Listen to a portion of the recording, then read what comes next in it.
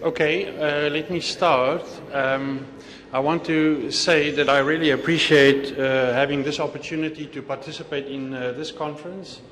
I've had the privilege of meeting Neville Alexander in the 80s in the context of teacher education programs offered by NGOs, and I have been really inspired by his presentations and by his writings.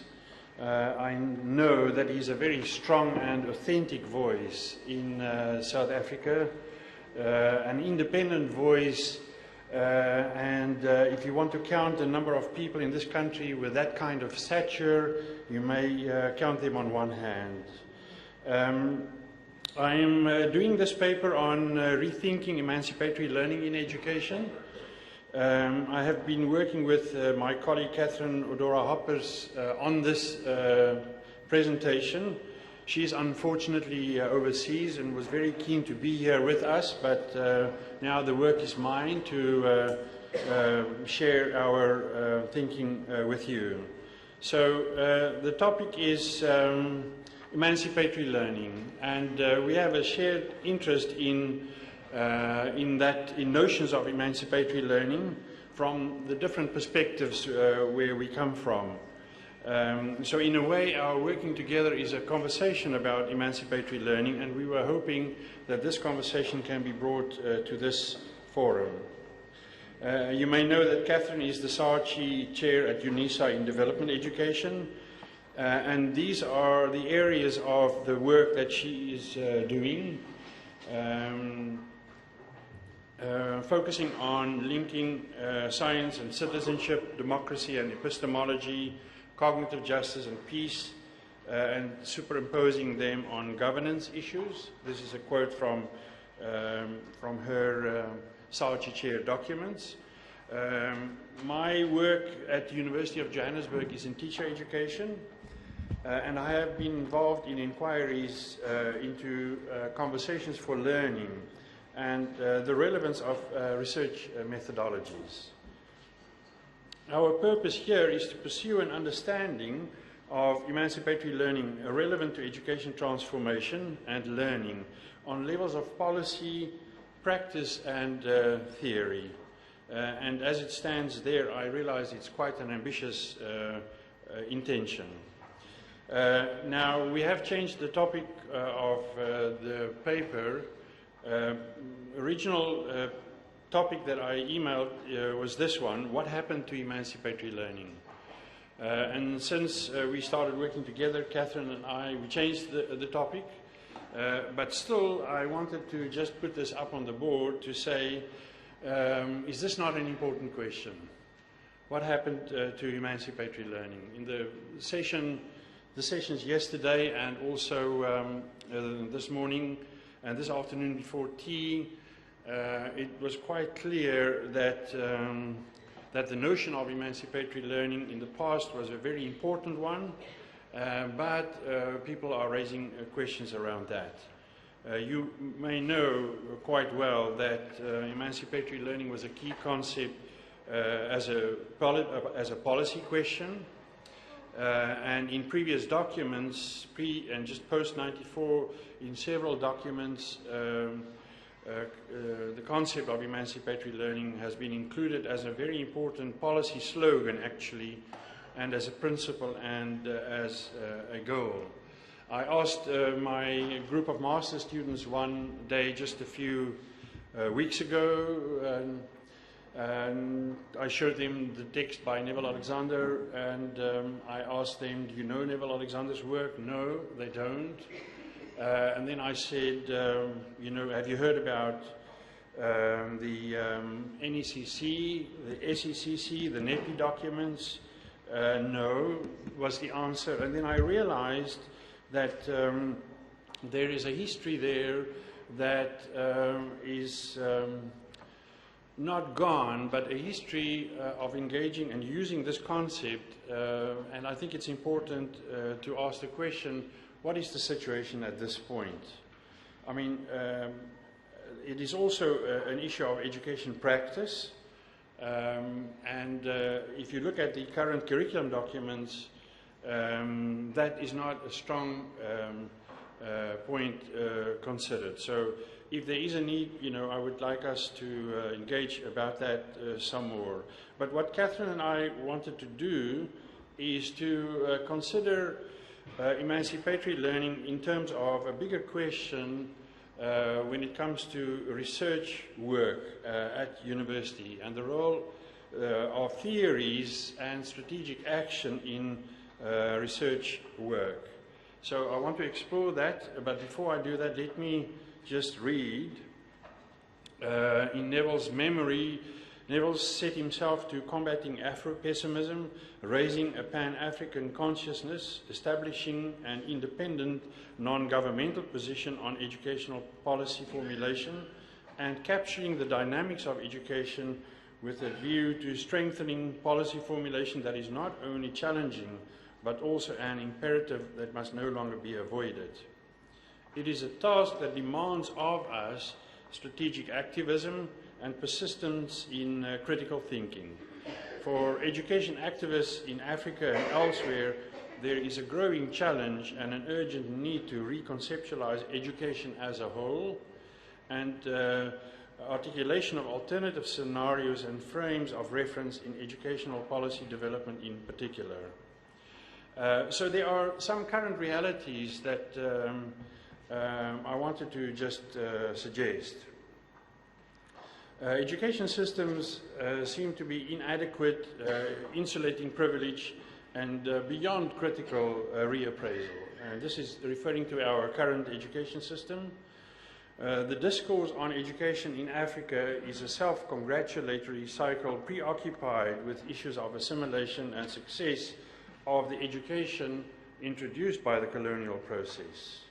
Education is fixated on examination performances, and getting children excluded is seen as the problem of the educators. Neville drew our attention to the memories of Africa's colonial past and the present, the state's role in perpetuating intellectual orphanage, xenophilia, and dependency among people in the third world.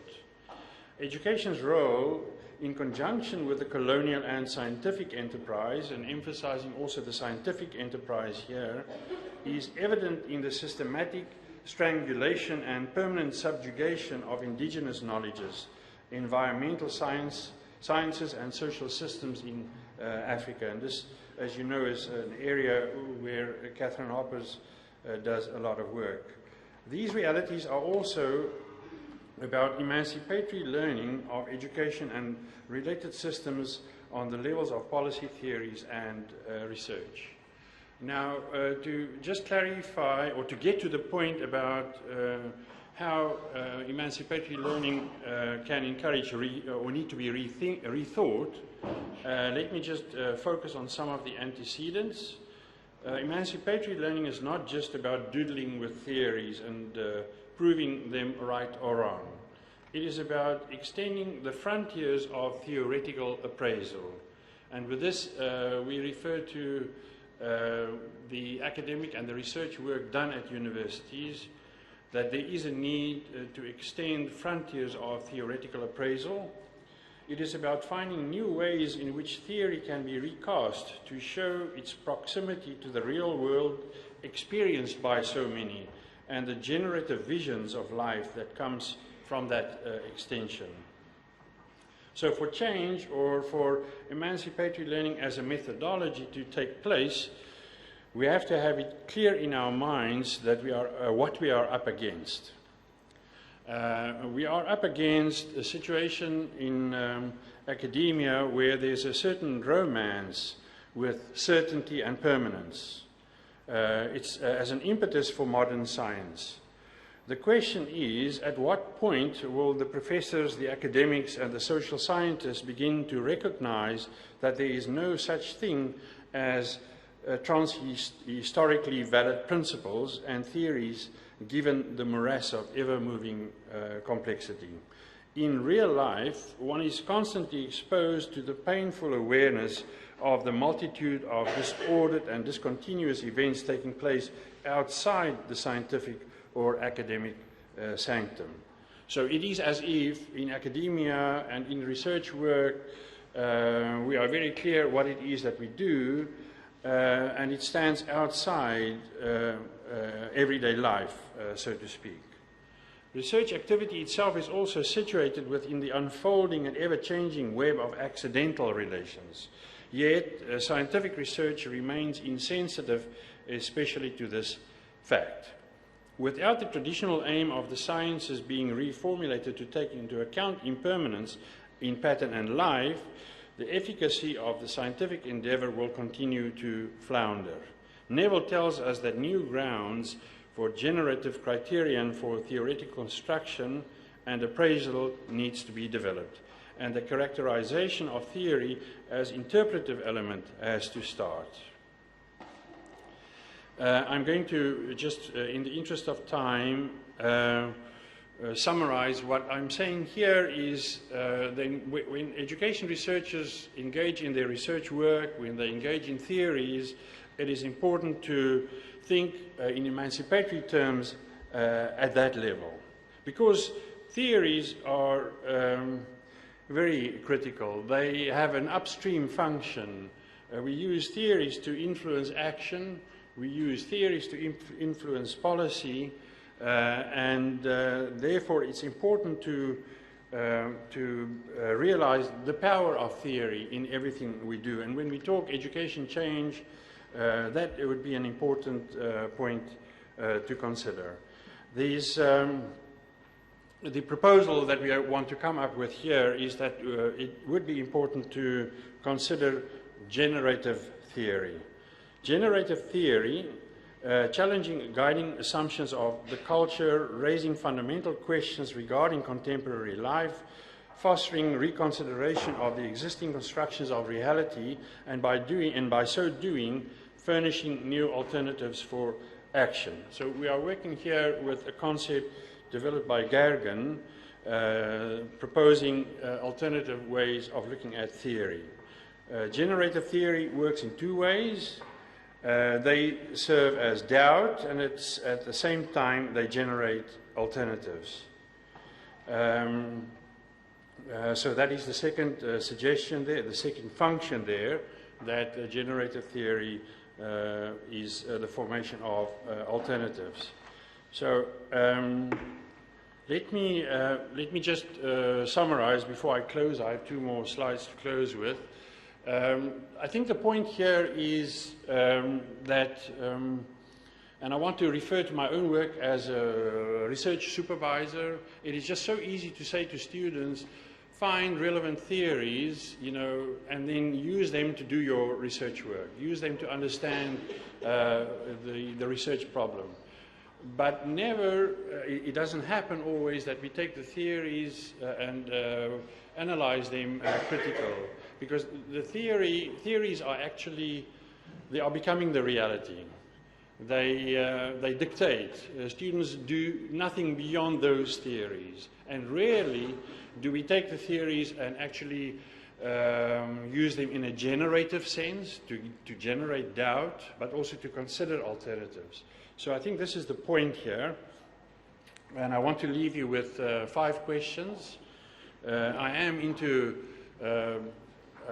studies of learning conversations, so I like to give questions, and hopefully that those questions can promote some more discussion. In our continent of Africa, can we renew our relationship with the African systems and derive fresh mandates to act, to define and conceptualize reality? So that means rethinking. And can we as researchers in this continent disentangle the meanings, the definitions of reality that is prescribed and reconstructed, and then reconstruct new notions of emancipation to its next level? And how can we see African culture and identity as a living and organic reality, not just something to be negated and discarded? Last 2 questions. Can we recognize that the ultimate postgraduate qualification lies in our ability to go beyond the certification and credentialization accorded us by people processing by the people processing industry called schooling. So a question around the fact that schooling produces certain ways of doing, certain ways of thinking. Can we go beyond that?